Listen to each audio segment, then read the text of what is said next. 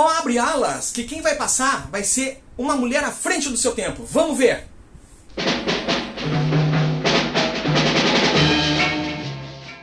Olá! É carnaval e você está aqui no estúdio com o Gil. Bom, é carnaval? Sim, é carnaval. Hoje é terça-feira, o dia que a gente está colocando esse episódio no ar, é terça-feira de carnaval. Mas o que é o carnaval, afinal? Todo mundo sabe o que é o carnaval, né? Todo mundo espera, vamos lá, passa um ano inteiro esperando para se soltar, alegria, diversão, música, samba no pé. Alguns nem tanto com tanto samba no pé, alguns gostam, outros não gostam, tem gente que vai para a avenida, tem gente que vai para o retiro. Mas o que é o carnaval? Bom, o carnaval na realidade remonta desde os primórdios do cristianismo, né? Mas na realidade ele aparece ali no primeiro século do cristianismo em Roma, mas ele é um pouco mais antigo ainda, né? Porque ele remonta a Saturnália. O que era a Saturnália? Era uma festividade, hoje a gente diria pagã, por não ser cristã, né?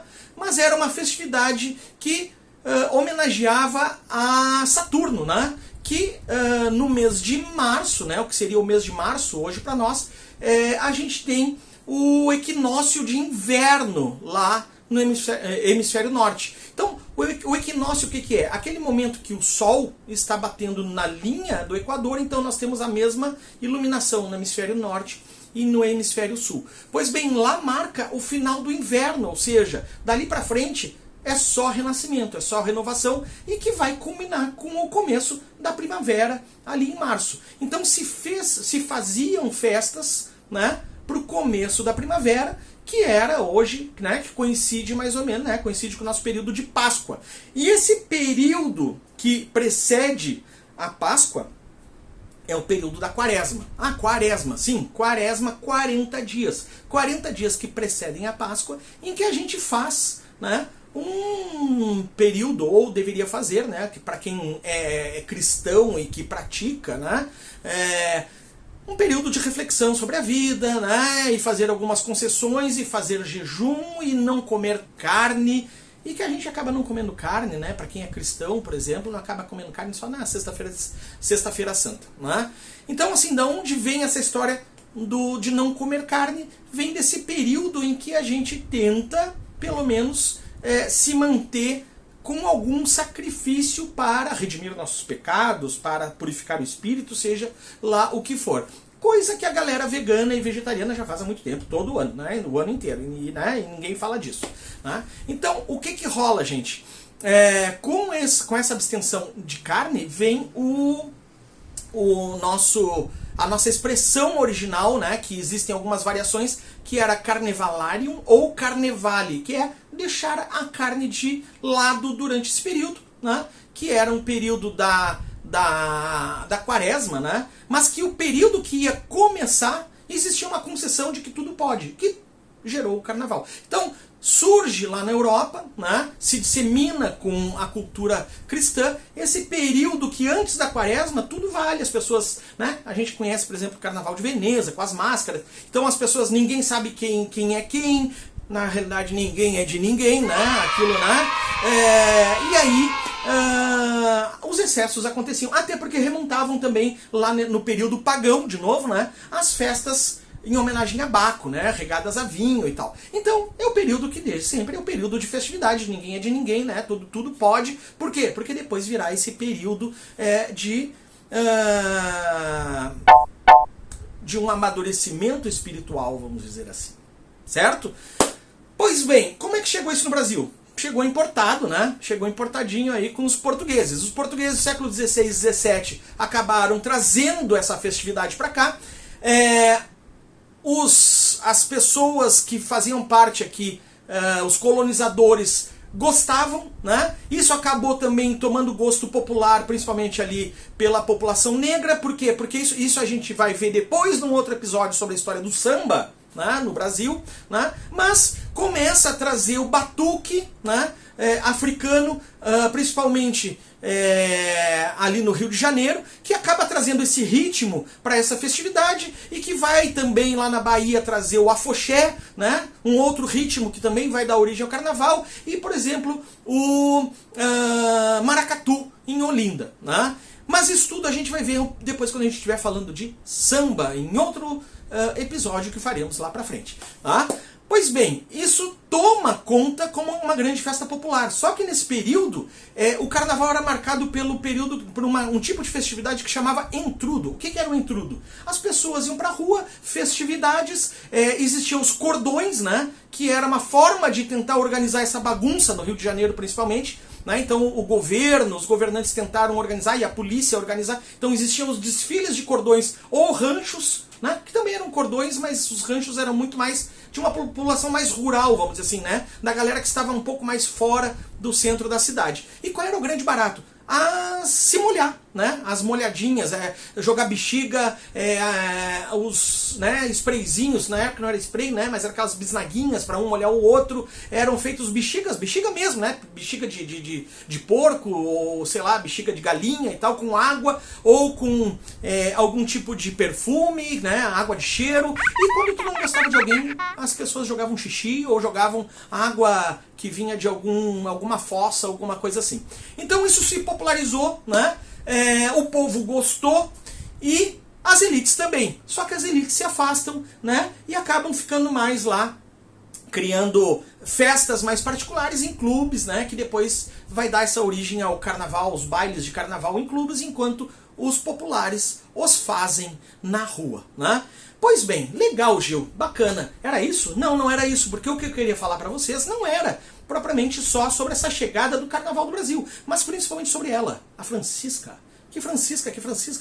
Ora, Francisca Edviges Neves Gonzaga, a Chiquinha Gonzaga. A Chiquinha Gonzaga, aquela da série que teve na Globo há uns anos atrás, né? Aquela série, eu não sei se pelo tempo que ela teve, ou pelo roteiro, ou pela interpretação de sua protagonista, que depois a gente viu ela protagonizando umas coisas muito loucas há uns anos atrás, uns 2 anos atrás, né? Mas foi acho que uma série que, apesar de contar a história, não tinha um ritmo bacana, não empolgou, eu acho, tanto a galera. Eu acho que merecia a gente saber um pouquinho mais sobre a Chiquinha Gonzaga. Bom, Chiquinha Gonzaga, quem foi ela? Ela foi uma menina, né, que tinha o pai militar português, né, de origem portuguesa, que vinha de uma família aristocrática, né? Inclusive, há relatos que dentro da família dela, quem fazia parte da família dela, inclusive tinha uma linhagem que era do Duque de Caxias, né? Então era uma família bem aristocrática, com aspirações aristocráticas, mas o pai da Chiquinha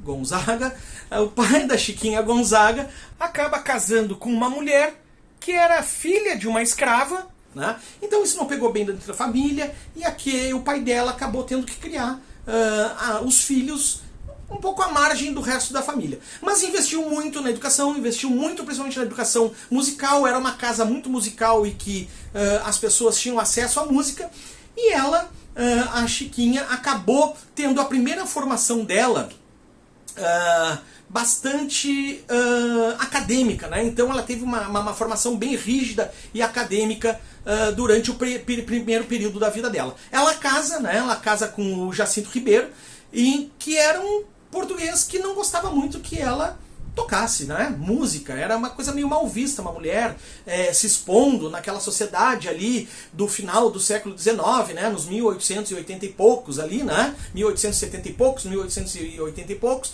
Então o que acontece? Ele tenta levar ela, inclusive, com o começo da Guerra do Paraguai, tenta levar ela num navio que ele levava soldados para a Guerra do Paraguai, para ver se ela se afastava da música. Não deu certo, fechou o tempo e eles separaram. Que era, naquela época, era muito pior ainda, né? Do que ser uma mulher música, era ser uma mulher música e divorciada. Mas ela foi lá e se virou. Ela começou a dar muita aula particular de música, ela começou a compor, ela começou a vender suas partituras, né, do que ela compunha de porta em porta, nos teatros, e começou a ter uma boa relevância na música. Até que o Joaquim Calado, que era um músico que tocava em teatro, chama ela para compor o grupo de choro dele. E o choro era um novo ritmo, né? Era uma coisa nova que estava surgindo. O choro, na realidade, era o ritmo chorado que se tocavam valsas, polcas ou tangos. Era um jeito brasileiro de tocar. E ela introduz o piano, né? Ela era chamada de a pianeira do grupo. Então ali ela começa também a fazer muito sucesso, começa a aparecer bastante e casa durante um período ali com o seu segundo marido, né? Que era o João Batista Carvalho. Né? Ela já tinha tido filhos com o Jacinto Ribeiro, teve filho com o João Batista Carvalho e se separa também do João Batista porque ele teve um caso de traição ali dele com ela e tal, e ela perde a guarda tanto dos filhos do primeiro casamento quanto do segundo. Mas ela briga, quer estar junto com os filhos e tal, e acaba tendo um distanciamento durante sua vida dos filhos por causa disso. Tá? Mas ela acaba trabalhando muito e compondo muito e tendo muita relevância no cenário artístico do Rio de Janeiro. Mas mais do que a relevância artística, ela tem a relevância como abolicionista.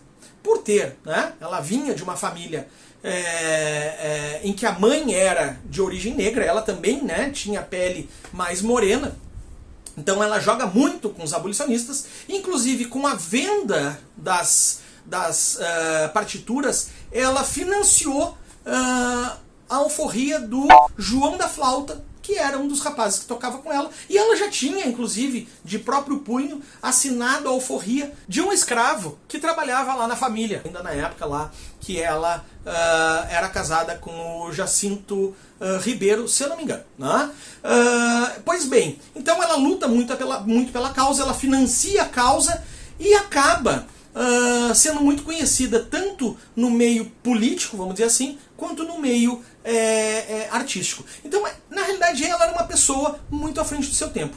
Ela quebrou com o patriarcado, ela lutava pela república, ela lutava pelo abolicionismo e era uma mulher separada que trabalhava e se virava. Né? Então ela estava muito à frente do seu tempo. Mas ela era muito mal vista pela sociedade tradicional, principalmente no Rio de Janeiro.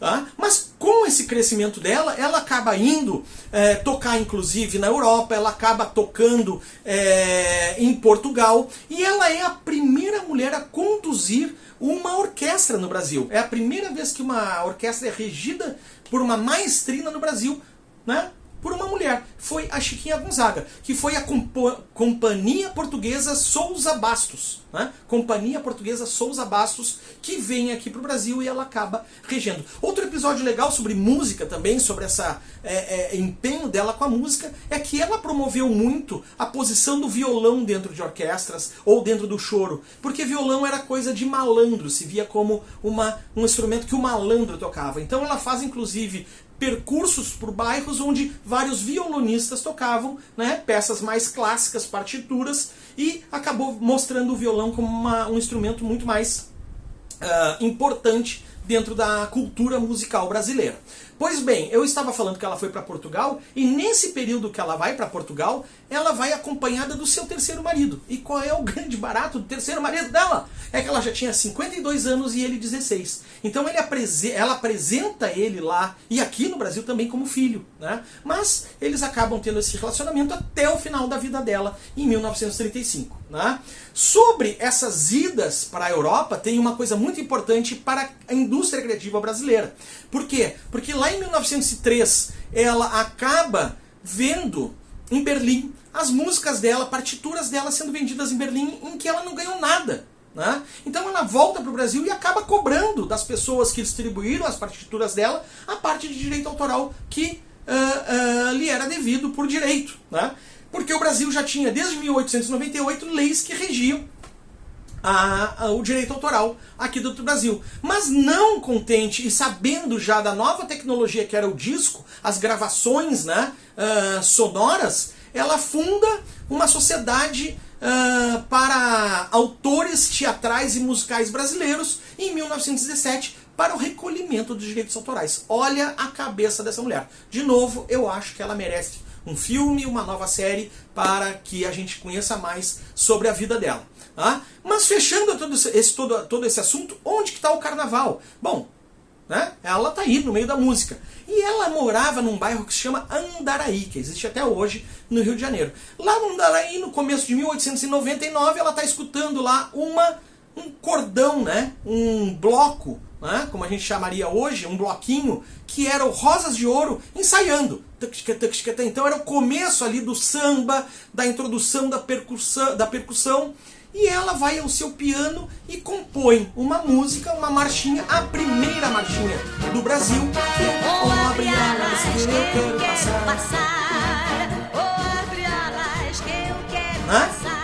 Foi a primeira marchinha e foi ela que compôs e que está aí, né, desde 1899. Ou seja, né, já tem mais de 120 anos e a gente está aí escutando o Abre Alas, que foi a primeira marchinha composta por uma mulher para a Rosas de Ouro, que acabou desfilando o seu bloco naquele ano e ganhando. Posteriormente a marchinha vai aparecer numa peça de teatro, fica super famosa, vai depois existir uma peça de teatro ali nos anos 80, homenageando a Chiquinha Gonzaga, que a música vai aparecer de novo, e posteriormente na série que a gente acabou falando, né? A série que teve na Globo. Então ela está intimamente ligada à história do carnaval brasileiro, à história das marchinhas, à história dos blocos, à história do carnaval de salão, e até hoje tu sai brincando aí, sambando e escutando e cantando uma música da Chiquinha Gonzaga.